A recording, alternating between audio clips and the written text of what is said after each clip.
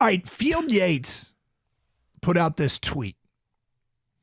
And he tweets, Jared Goff over his last 17 games, the equivalent of a full NFL regular season, 391 of 578 for a 67.6% completion percentage, 4,473 passing yards, 29 passing touchdowns, 4 TDs, and the Lions are 13-4 in those games. His last 17, yeah. Yep.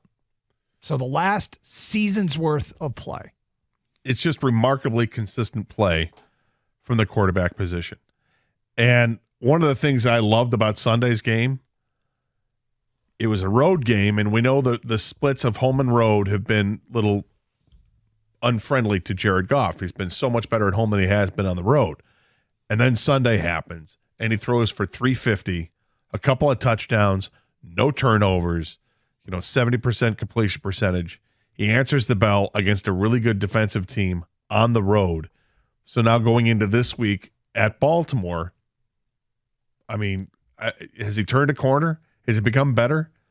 Because he was pretty good against Kansas City on the road, pretty good against Green Bay on the road, kind of the same, and then he took his game up a notch at Tampa.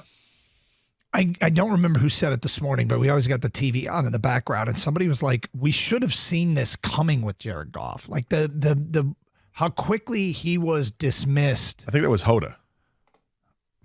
No, it wasn't Hoda. Was it Kelly? Kelly Ripa? Was it Robin Meade? ESPN was on in the background. Oh. Whatever happened to Robin Meade? The show got... I know the show got canceled, but she hasn't reemerged anywhere, has she? She's good. Okay. Sorry. Anyway, long story short, and they were talking about why more people didn't see, and they were kind of owning it themselves. Why didn't we see this coming? He's a former number 1 pick. He took a team to the Super Bowl. He was dealing with an injury when he came off the bench and led a team to playoff wins. I mean, there's a lot to like about Jared Goff. And I just keep thinking back to that first year when we interviewed him every Tuesday. Yeah. They were 0-6, 0-7, 0-8. And, he wasn't endearing himself to fans, and the fans weren't even really caring because they didn't think he was a long-term solution anyway.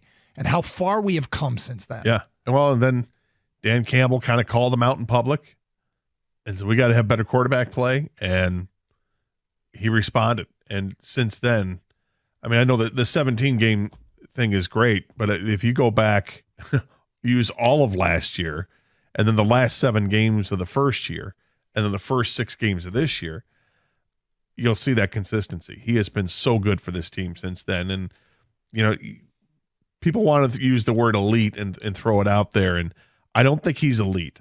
I think he's in that second tier of quarterbacks that's top 10 for sure, and he's really come into his own for a guy that has limitations.